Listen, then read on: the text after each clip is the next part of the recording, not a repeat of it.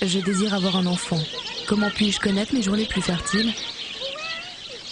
Au début de mon cycle, dès le premier jour des saignements commence une phase infertile. Dans une de mes deux ovaires, un ovule commence à mûrir, entouré du follicule, sa bulle protectrice. Il faut 6 jours à l'ovule pour arriver à maturation, ce sera l'ovulation. Les spermatos ne peuvent pas entrer car le col de mon utérus est fermé. Ils restent dans le vagin et meurent après 1 à 3 heures à cause de l'acidité vaginale. Cette infertilité est variable selon les femmes, elle dure entre 5 et 10 jours. Dès le 7e jour environ, mes hormones œstrogènes s'activent dans l'utérus, mais surtout dans le col de l'utérus. Conséquence, le col s'ouvre et un véritable élixir de vie est produit.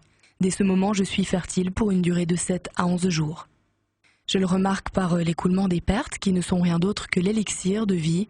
Son rôle est d'accueillir et de dynamiser la vie des spermatozoïdes, de trier les plus vigoureux et de leur permettre le voyage vers les trompes pour féconder l'ovule. Les spermatos peuvent se nicher jusqu'à 6 jours dans les cavités du col de mon utérus. Durant ces 6 jours, ils montent au compte-gouttes pour chercher mon ovule. Les spermatos qui passeront juste à temps le trouveront. À gauche ou à droite? Nul ne sait de quel côté l'ovulation a lieu.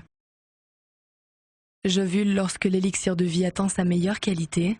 Les spermatos avancent toujours et le grand rendez-vous est pour cette fois-ci. Le follicule éclate. Cette bulle protectrice se métamorphose en corps jaune et fait augmenter la température de mon corps.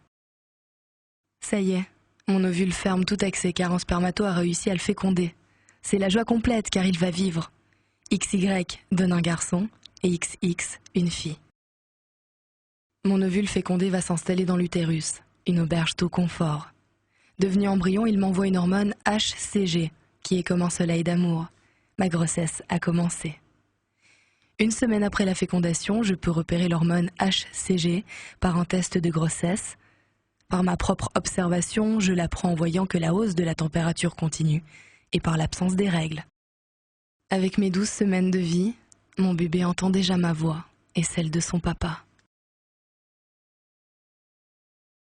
Le lait maternel est la meilleure alimentation pour mon bébé. Pendant les 3 premiers mois, si je l'allaite totalement, je n'ai pas d'ovulation. Je ne peux donc pas tomber enceinte. Certaines femmes restent infertiles 6 mois, 1 an, ou même davantage, grâce à l'allaitement intense.